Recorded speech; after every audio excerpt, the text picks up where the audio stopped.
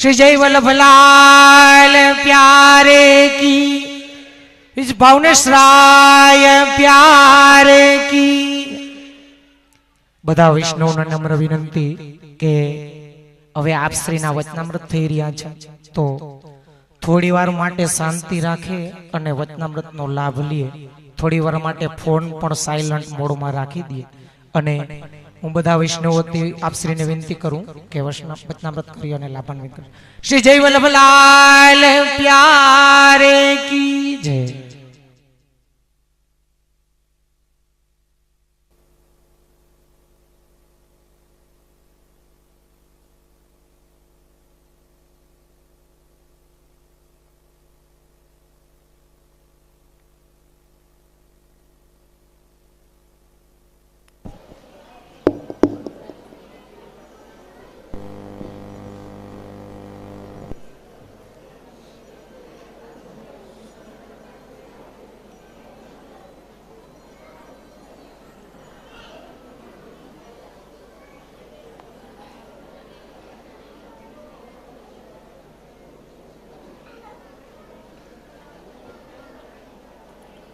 सौंदर्यं निजहृद्गतं प्रकटितं स्त्रीगूढभावात्मकं पुंरूपञ्च पुनस्तदन्तरगतं प्राविविशत्स्वप्रिये संश्लिष्टावुभयोर्बभौ रसमयः कृष्णो हि यत्साक्षिकं रूपं तत्त्रितयात्मकं परमभिध्येयं सदा वल्लभम्.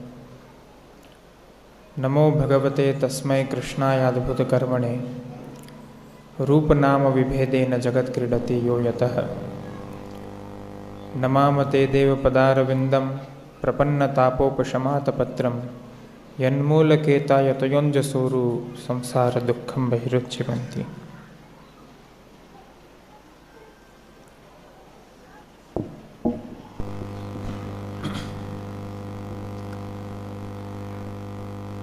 उपस्थित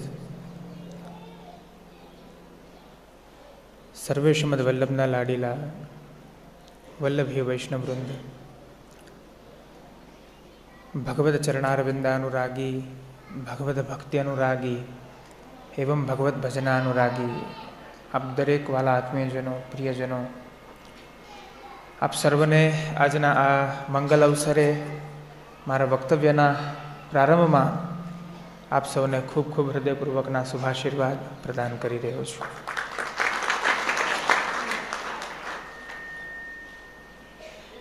संभवतः आ गामમાં બીજી વખત આવી રહ્યો છું. સર્વપ્રથમ આ જ સ્થાને અહીંયા શ્રીમદ ભાગવતજીનું પારાયણ ચાલી રહ્યું હતું અને ત્યારે આવવાનો અવસર થયો ને આજે પુનઃ આવવાનો અવસર પ્રાપ્ત થયો છે. બસ એક નાનકડો વિષય લઈ આપ સૌની સમક્ષ ચર્ચા કરીશ.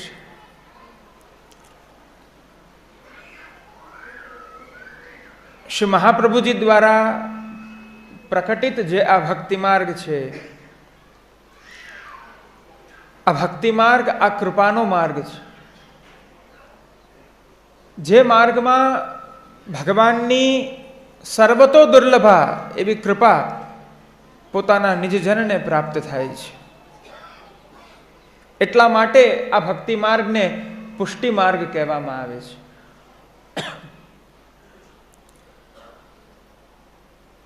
भगवाननी कृपा अर्थात केवी कृपा तो कह્યું पोषण रूप कृपा, ज्यां भगवान जीवोना अंतःकरणનું पोषण करे छे, जीवोना हृदयનું पोषण करे छे. कारण के जीवात्माने जो आत्मोद्धार करवो होय, जो पोतानुं कल्याण करवुं होय तो एनुं एकमात्र साधन ए भगवान पोते ज छे. भगवान थी अतिरिक्त कोई उद्धार करवाने माटे समर्थ नहीं. आवा भक्ति मार्ग में ज्यारे आपणे सौ छीए त्यारे आपणुं मूल कर्तव्य बने कि ज्यारे भगवान स्वयं कृपा करता होय. कारण के श्री महाप्रभु आप आज्ञा करे छे, कृष्णाधीना तु मर्यादा स्वाधीना पुष्टिरुच्यते. જ્યાં સર્વ કાંઈ ભગવાનને આધીન થઈ જાય છે, સર્વ કાંઈ ભગવાનને આધીન છે, ફળ પ્રાપ્તિ કરવી, એ જીવને મોક્ષ આપવો વગેરે સર્વ કાંઈ જ્યાં ભગવાનના હાથમાં હોય એ મર્યાદા માર્ગ છે. જીવ જેવું સાધન કરે એવા અનુસાર એને એમાં ફલ પ્રાપ્ત થાય છે. પણ સ્વાધીના પુષ્ટિરુચ્યતે, તો કયું પુષ્ટિ કોને કહેવાય? તો જ્યાં સર્વને આધીન એવા ભગવાન, જે ભગવાનને સર્વ કાંઈ આધીન છે એવા ભગવાન જ્યાં પોતાના નિજ ભક્તોને આધીન થઈ જાય, એ આ પુષ્ટિ ભક્તિ માર્ગ છે.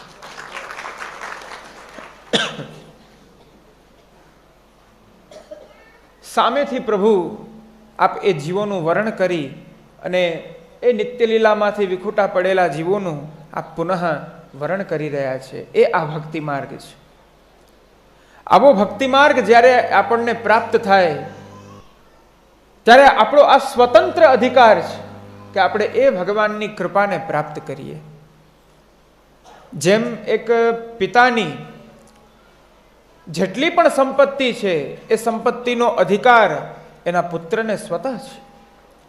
એના માટે એને લડવું ના પડે, એના માટે એને કોઈ પ્રકારની એવી આવશ્યકતા એને નથી, કારણ કે સ્વતઃ એ પિતાની સંપત્તિ પુત્રનો અધિકાર છે. એ પ્રકારે ભગવાનની ભજનાનંદ રૂપા જે સર્વતો દુર્લભા એવી કૃપા છે, એ કૃપાના એમના નિજજનો એ સ્વતઃ અધિકારી છે. આપણે સૌ એમના અધિકારી છીએ, પણ કેમ આપણે પ્રાપ્ત નથી કરી શકતા? બહુ સરસ એક લોકની અંદર એવી શ્રુતિ છે, એવી કહેવત છે.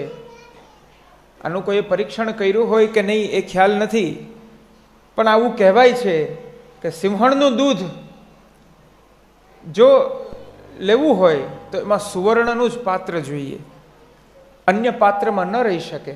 આવી એક કહેવત છે. હવે એ જોવું હોય તો બહુ સાહસનું કાર્ય છે.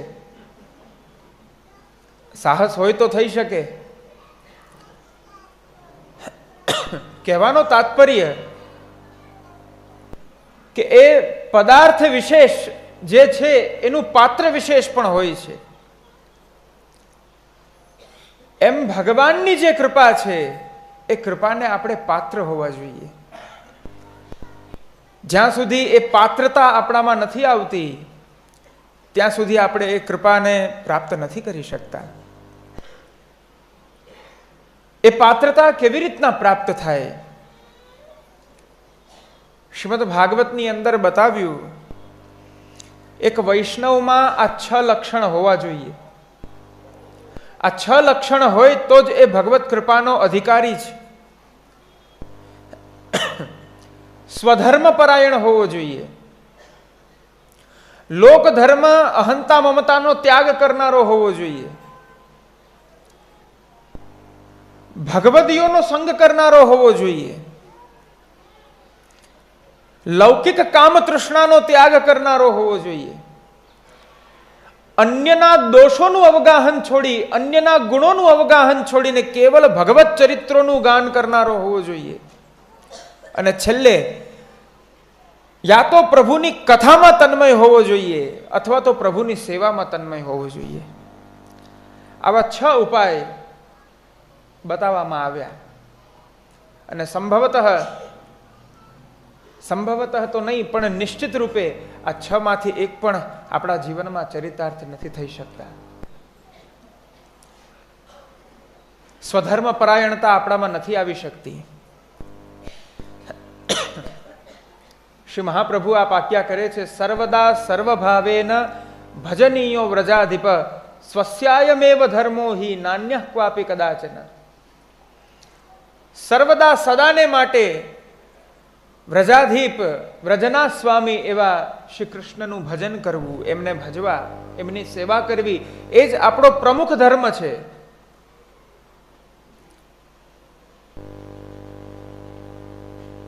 આપણા આચાર્ય ચરણો આજ્ઞા કરે છે કે જેણે બ્રહ્મ સંબંધ દીક્ષા ગ્રહણ કરી છે અને એ બ્રહ્મ સંબંધ દીક્ષાથી દીક્ષિત થયા પછી જે જીવ ભગવત સેવા નથી કરતો એને મહાન અપરાધ લાગે છે.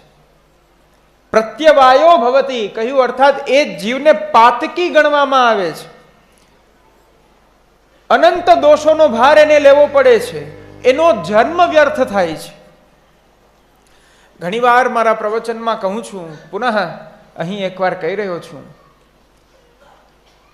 જે આ બ્રહ્મ સંબંધ આપણને પ્રાપ્ત થયું, આપણે આ માર્ગમાં આવ્યા, અને આટલું સહેલું ન માનશો, અને એટલું સહજ ન માનશો. બસ બ્રહ્મ સંબંધ લઈ લીધું, વૈષ્ણવ થઈ ગયા. અનેકો જન્મો બાદ આપણે સૌ વૈષ્ણવતાને પ્રાપ્ત થયા છીએ. 84 લાખ જન્મ જ્યારે જીવાત્મા ફરે છે, આ શાંડિલ્ય સંહિતાની અંદર, શાંડિલ્ય ભક્તિ સૂત્રની અંદર આનું નિરૂપણ કરવામાં આવ્યું છે. 84 લાખ જન્મ જીવ જ્યારે ફરે, ત્યારબાદ એને મનુષ્યનો જન્મ પ્રાપ્ત થાય. અને એ મનુષ્યના જન્મમાં એને કંઈક ઉત્તમોત્તમ કાર્ય કરવાનું અવસર પ્રદાન કરવામાં આવે છે. અને એ અવસરને, એ તકને લઈને જ્યારે એ કોઈ પુણ્ય કર્મને અર્જિત કરે છે, ત્યાર પછીના અમુક જન્મો એ જ મનુષ્યના જન્મ એને પ્રાપ્ત થાય. અને એ જન્મોમાં એ સૂર્ય, ચંદ્ર વગેરે દેવોની ભક્તિ કરે છે. અમુક જન્મો સૂર્યચંદ્ર આદિ દેવોની ભક્તિ કર્યા પછીના 3 જન્મ એને બ્રહ્માની ભક્તિના પ્રાપ્ત થાય છે. 3 જન્મ બ્રહ્માની ભક્તિના કર્યા પછી એને શિવજીની ભક્તિના 3 જન્મ પુનઃ પ્રાપ્ત થાય છે. અને શિવ ભક્તિ કર્યા પછીના 3 જન્મ એને વિષ્ણુ ભક્તિના પ્રાપ્ત થાય છે. અને ત્યાર પછી 3 જન્મ વિષ્ણુ ભક્તિના થઈ જાય, તત્પશ્ચાત એને કૃષ્ણ ભક્તિનો અધિકાર પ્રાપ્ત થાય છે.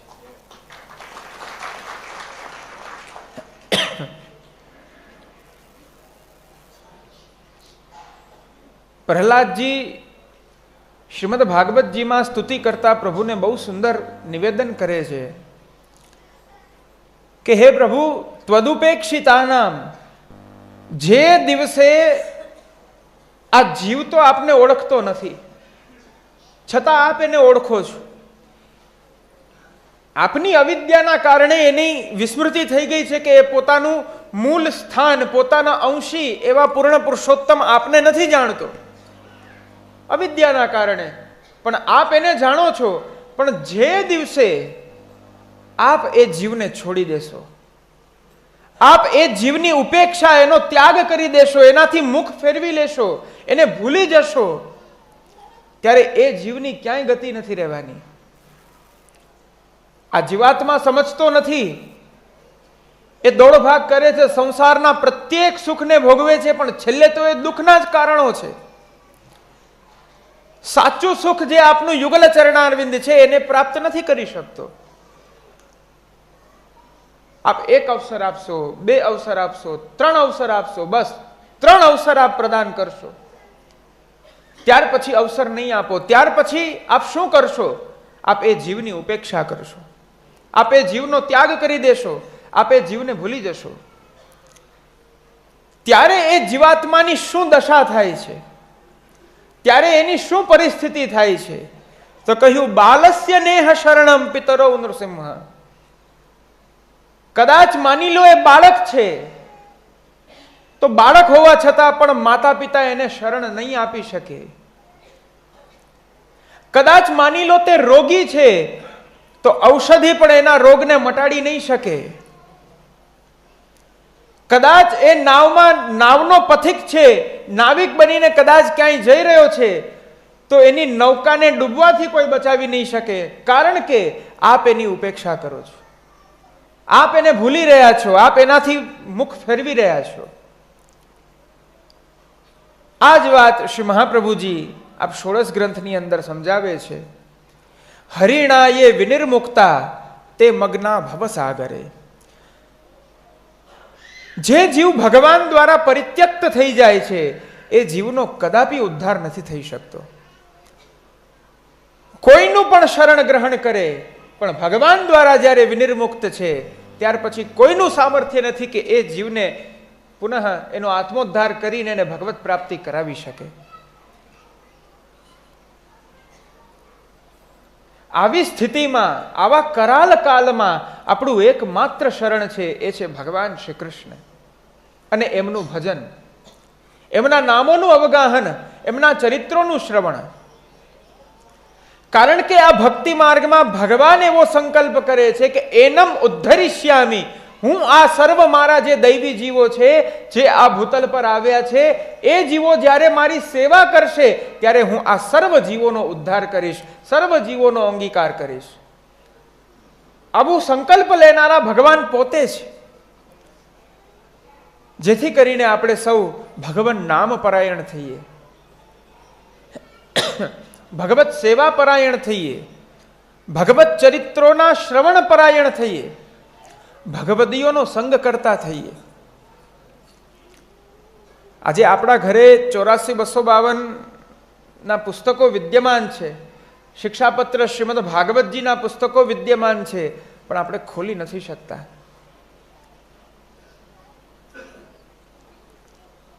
આપણા ઘરે ગૌમુખી માલા વિદ્યમાન હોય પણ આપણાથી ભગવાન નામ નથી લઈ શકાતું. ઘરે સેવા બિરાજે છે, ઘરના વડીલો સેવા કરી રહ્યા છે, પણ આપણાથી સેવા નથી થઈ શકતી. આનાથી મોટું શું દુર્ભાગ્ય આપણે આપણું ગણવું? જે ભગવાન જેણે આ સૃષ્ટિને રચી, અનંત સૃષ્ટિ રચી, આપણી રચના કરી, એક સુંદર યોગ્ય એવું વૈષ્ણવ કુલમાં જન્મ આપ્યો, શ્રી મહાપ્રભુજી, શ્રી ગુસાઈજી જેવા સમર્થ આચાર્યોનું શરણ આપ્યું, વૈષ્ણવ પરિવાર આપ્યો, પોતે સ્વયં એક ઘરમાં પધાર્યા એ સર્વ જીવોના ઉદ્ધાર કરવાને માટે. જે કામના કરી, જે કલ્પના કરી, એ જીવનના સર્વ સુખો આપણી સામે ઉપસ્થિત થઈ ગયા ભગવાનની ઈચ્છા માત્રથી. આટલું દેવા છતાં આપણે પ્રભુને આપણા એક દિવસમાં 24 કલાકમાં 1 કલાક નથી આપી શક્યા. વિચાર કરો. શ્રીમદ ભાગવતજીમાં ગોપીજનોની સામે ભગવાન આપ કહી રહ્યા છે કે હું તમારો ઋણી છું. ન પારયેહમ નિરવદ્ય સંયોજામ. ભગવાન કહે છે હું તમારા ઋણમાંથી ક્યારેય પાર નહીં પામી શકું, હું એ ઋણમાંથી ઋણ નહીં થઈ શકું, કારણ કે તમે મારા માટે થઈને તમારી સર્વ વસ્તુઓનો ત્યાગ કરી, સર્વ અહંતા, મમતા, સંસાર આસક્તિ, લૌકિક આસક્તિ, આ બધું જ છોડીને કેવલ તમે મને સર્વસ્વ માનીને જ્યારે મારા યુગલ ચરણારવિંદમાં આવ્યા, મારું ભજન કર્યું, મારી સેવા કરી, માટે થઈને હું તમારા ઋણમાંથી મુક્ત નહીં થઈ શકું.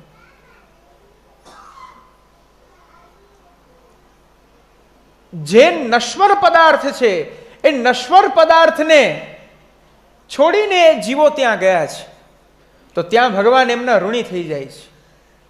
વિચાર કરો, ભગવાન નશ્વર પદાર્થ નથી આપતા, અલૌકિક સુખ પ્રદાન કરે છે પોતાના નિજજનોને, અલૌકિક ભજનાનંદનું દાન પ્રદાન કરે છે પોતાના નિજજનોને, છતાં પણ આપણે એમના ઋણને સ્વીકારી નથી શકતા. જે શ્રી મહાપ્રભુજી દૈવોદ્ધાર પ્રયત્નાત્મા શ્રી મહાપ્રભુજીનું સ્વરૂપ છે કે આપ સકલ દૈવી જીવોનો ઉદ્ધાર આપ કરનારા છે. એ સમયે એ દૈવી જીવોના ઉદ્ધારમાં જેટલા પણ એમાં દોષ આવ્યા છે એ સર્વ દોષોનો પરિહાર કરી અને શ્રી વલ્લભ જ્યારે એ જીવને આપ શ્રી ગોવર્ધનોદ્ધરણને સોંપી રહ્યા છે, તો એવા શ્રી વલ્લભનું પણ આપણે ઋણ નથી સ્વીકારી શકતા જીવનમાં.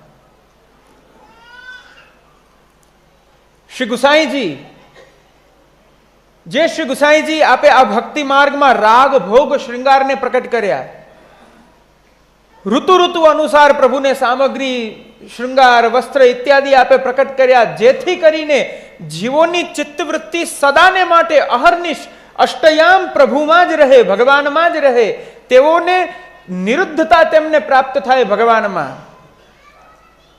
એવો આપે ભક્તિ માર્ગનો વિસ્તાર કર્યો, આપણને ભગવાનમય કરવાની આપે ચેષ્ટા કરી છે, છતાં આપણે એમના ઋણને નથી સ્વીકારી શકતા. શ્રી યમુનાજી જે શુષ્ક હૃદયને આર્દ્રિત બનાવે છે. ભક્તિથી શૂન્ય જેનું હૃદય છે, જળ જેવું જેનું હૃદય છે, શ્રી યમુનાજી માટે મુકુંદ રતિવર્ધિની, એવા જીવના હૃદયમાં શ્રી યમુનાજી ભગવાનનો અલૌકિક પ્રેમ ત્યાં પ્રસ્થાપિત કરનારા છે. અને ત્યાર પછી જો જીવ એવો સંકલ્પ કરે કે હું આ પરબ્રહ્મ પૂર્ણ પુરુષોત્તમની સેવા કરું, તો શ્રી યમુનાજી તનુનવત્વ પણ દેવાવાળા છે. સેવોપયોગી નૂતન દેહની પ્રાપ્તિ કરાવનારા છે. એવા શ્રી યમુનાજીને પણ આપણે એમના ઋણને નહીં સ્વીકારી શકીએ. આપણા લૌકિક જીવનમાં કોઈ એક વ્યક્તિ આપણને નાની મોટી સહાયતા કરી દે છે, યાવત જીવન જ્યાં સુધી આપણે જીવીએ એને યાદ રાખીએ છીએ. અને જ્યારે પણ એ વ્યક્તિ આપણી સામે આવે, આપણે એને મળીએ, ત્યારે વારંવાર આપણે એ જ વસ્તુને વાગોવીએ છીએ કે તમે તે દિવસે અમારો હાથ પકડ્યો, તમે અમારી મદદ કરી, નહીતર અત્યારના અમે અહીંયા ના હોત. જે ભગવાન પોતાના નિજ ભક્તોને પોતાના હૃદયમાં સ્થાન પ્રદાન કરનારા છે. અર્જુનને ભગવાન કહે છે, સમોહમ સર્વભૂતેષુ નમે દ્વેષ્યોસ્તિ ન પ્રિય યે ભજંતી તુ મામ ભક્ત્યા મયી તે તેષુ ચાપ્યહમ. હે અર્જુન, હું સર્વ જીવો પ્રત્યે સમાન રહું છું. હું કોઈનો પક્ષપાત કરતો નથી, હું કોઈનો દ્વેષ કરતો નથી, હું કોઈને સ્નેહ નથી કરતો, કોઈ મને પ્રિય નથી, કોઈ મારો વૈરી નથી. હું સર્વત્ર સમાન રહું છું. પરંતુ જે જીવ મને નિર્ગુણા ભક્તિ, પ્રેમ લક્ષણા ભક્તિથી જે જીવ મને ભજે છે, મારું ભજન કરે છે, મારી સેવા કરે છે, એના માટે મારો સંબંધ કાંઈ અલગ છે. અર્જુને પૂછ્યું, એ કયો સંબંધ હશે? તો ભગવાને કહ્યું, બસ એટલો સંબંધ છે કે હું એ જીવોના હૃદયમાં રહું છું અને એ જીવો એ મારું હૃદય બની જાય છે. સુરદાસજી પોતાના પદમાં લખે છે ને, ભગવાનનું ઔદાર્ય પોતાના નિજજનો પ્રત્યે કેવું છે. જીવ એક રાય જેટલી સેવા કરે છે અને ભગવાન એ રાય જેટલી સેવાને મેરુ સમાન માને છે, મેરુ પર્વત સમાન માને છે. પદ્મનાભદાસજીનો પ્રસંગ આવે છે. પદ્મનાભદાસજીએ પૂછ્યું શ્રી મથુરાનાથજીને કે કૃપાનાથ, હવે આપ નિર્ણય કરો, મારે ત્યાં બિરાજીને કેવલ છોલા આરોગવા છે કે પછી શ્રી વલ્લભના ઘરે પધારી અને ત્યાં વૈભવથી રાજભોગ આરોગવો છે? શ્રી મથુરાનાથજી આજ્ઞા કરે છે કે પદ્મનાભદાસ, મોકો તો તેરે હાથ કો કિયો ભાવત હૈ. હું તો એ તારા છોલા આરોગીશ, મારે ત્યાં નથી જવું. આ ભક્તિ માર્ગ છે.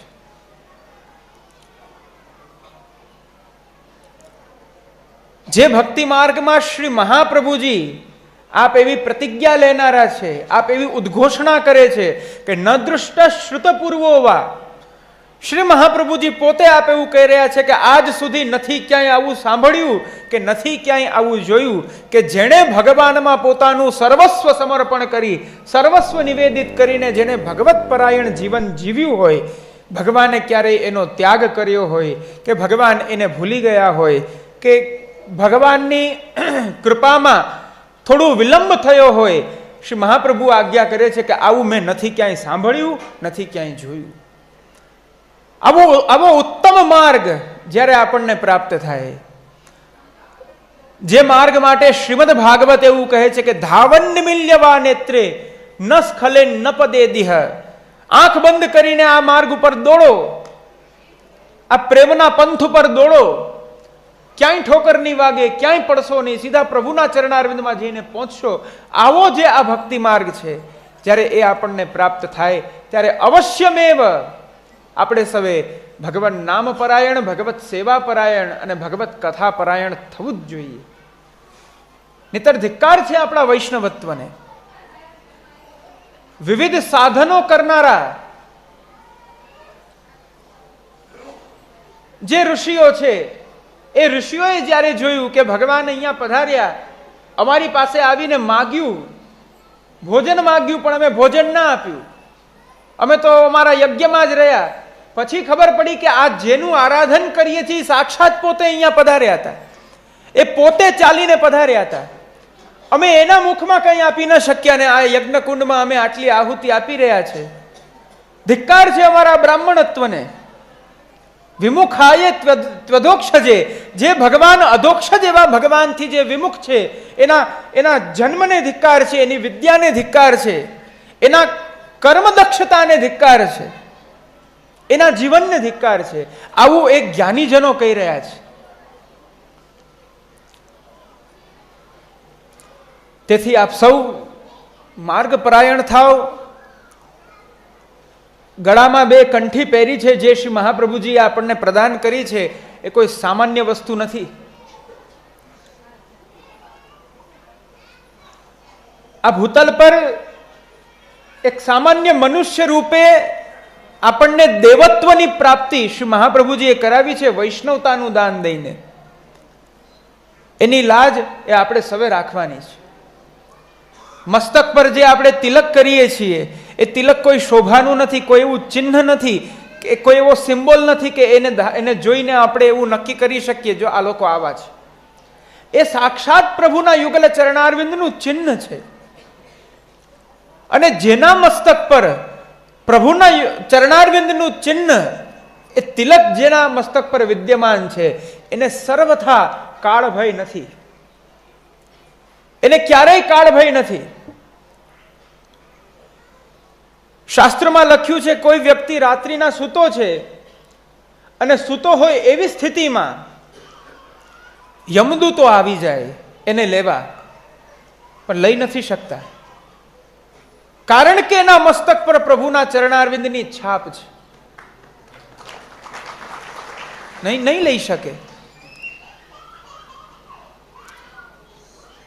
ઠાકોરજીએ કાલિયનું મર્દન કર્યું, પછી કહ્યું હવે આ સ્થાન છોડીને તમે જાઓ, કારણ કે આ જલ આખું વિષાક્ત થઈ જશે, જેથી તમે અહીંથી આ સ્થાન છોડી દો, એવું કહ્યું. પોતે કહે છે પ્રભુ હું જઈશ તો મને આપનું જ વાહન એ ગરુડ એ મને ચેનથી જીવા નહીં દે. ત્યારે ભગવાને કહ્યું તમારી ઉપર તમારા મસ્તક ઉપર મારા ચરણારવિંદ છે, ફણી ફણા અર્પિતમ. એ ચરણારવિંદ હોવાને કારણે એ ચરણની છાપ સદાને માટે છે, જેથી હું તમને અભયત્વ આપું છું. જ્યારે પણ ગરુડ આવશે અને એ ચરણારવિંદની છાપને જોશે એ તમને ભગવત સ્મરણ કરીને જશે, તમારું કંઈ બગાડશે નહીં. કારણ કે એ યુગલ પાદારવિંદ એ આપણને અભયત્વ આપે છે, આપણો કાળભય ટળે છે, આપણા સર્વ દોષોનું પરિહાર કરનારું છે. માટે આ સર્વ ગુણો વૈષ્ણવતાને કારણે આપણામાં હોવા જ જોઈએ. આપણો સહજ ધર્મ છે, આપણો પરમ ધર્મ છે. જો આને જીવનમાં બધું જ પ્રાપ્ત કરી લીધું છે, પણ સ્વધર્મ જ્યાં સુધી પ્રાપ્ત નથી કર્યો ત્યાં સુધી બધું જ અધૂરું છે. અને જે દિવસે સ્વધર્મની પ્રાપ્તિ થઈ ગઈ ત્યાર પછી બીજું કાંઈ શેષ નથી રહેતું. બસ વિશેષ વધારે ન કહેતા, આજના આ મંગલ અવસરે મનોરથી પરિવાર સહિત આપ દરેક આત્મીયજનોને બસ હૃદયથી એ જ શુભાશીર્વાદ પ્રદાન કરું છું. શ્રી મહાપ્રભુ કૃપા કરે આપ સૌ માર્ગ પરાયણ થાવ, આચાર્ય સિદ્ધાંત પરાયણ થાવ, માર્ગમાં આપ સૌની રુચિ રહે. ભગવાન નામમાં ભગવત સેવામાં આપ સૌની રુચિ વધે. બસ એ જ હૃદયથી શુભાશીર્વાદ પ્રદાન કરતા આપ સૌના મધ્યથી વિરામ લઈ રહ્યો છું. સ્વસ્તિ, શુભમ ભૂયાત.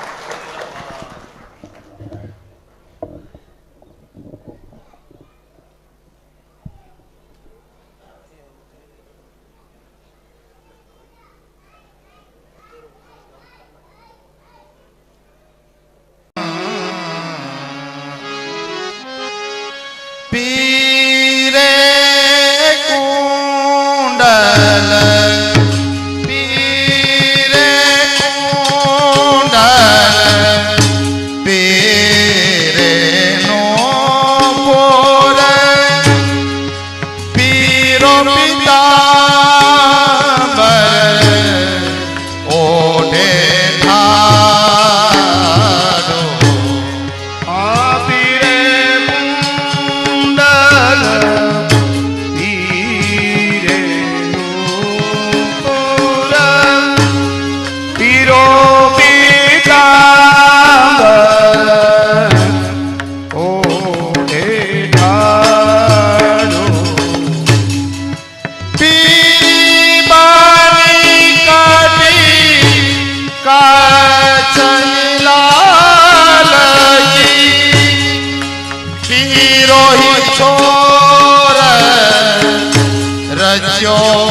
પટિકારો પીરો પિતાંબર ઓઢે ધારો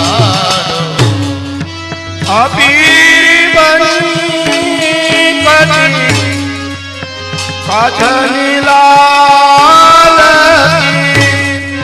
હે પીરો ઈઠોર રચો પટકારો ઈરે પિતાંબર ઓઢે ધારો પીરે મુકુટ લલટ કરતો હે પીરી ખોર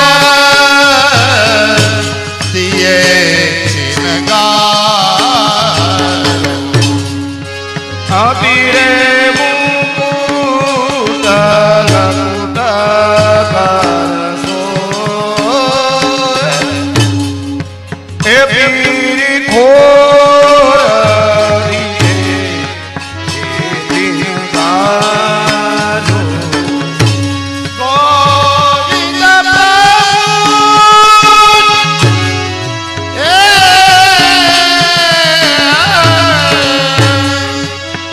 ગોવિંદ પ્રભુ કી શોભા નિરંજન પીરો નંદ નંદ દુલારો પીરો પિતાંબર ઓઢે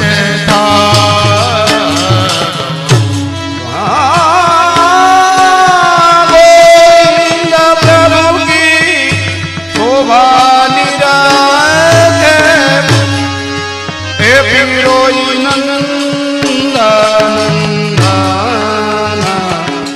દુલારો હે પીરો પિતાંબર ઓઢે ધારો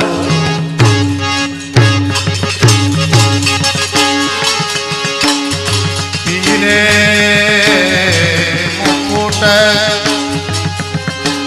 પીરે મુકુટ લકુટ કરસો હે પીર ખોર દિયે ચિનગારો પીરે મુકુટ લકટ કરસો હે પીર ખોર દિયે ચિનગારો ગોવિંદ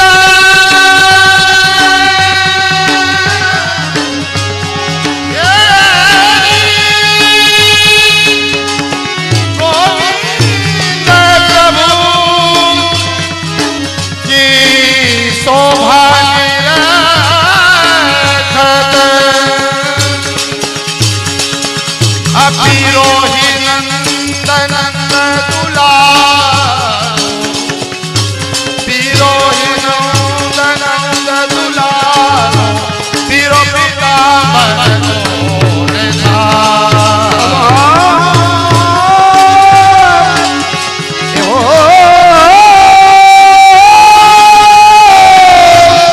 હે ગોવિંદ પ્રભુ કી શોભા નિરખી હે ગોવિંદ પ્રભુ કી શોભા નિરખે પીરો નંદ નંદન હે પીરો નંદ નંદન દુલારો પીર પિતાંબર ઓઢે ધારો પીર કુંડલ પીર નૂપર પીરો પિતાંબર ઓઢે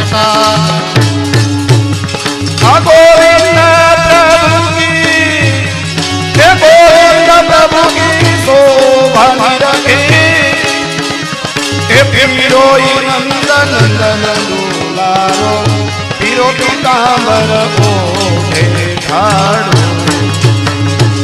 પીરો કુંડલ પીર નૂપર પીરો કુંડલ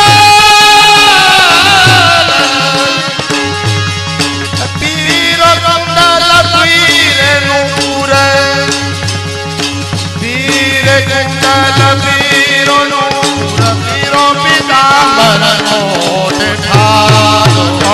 પીરે કુંડલ ઓ પીરે કુંડલ પીરે નૂર પીરો પીતાંબર ઓઢે ઠારો.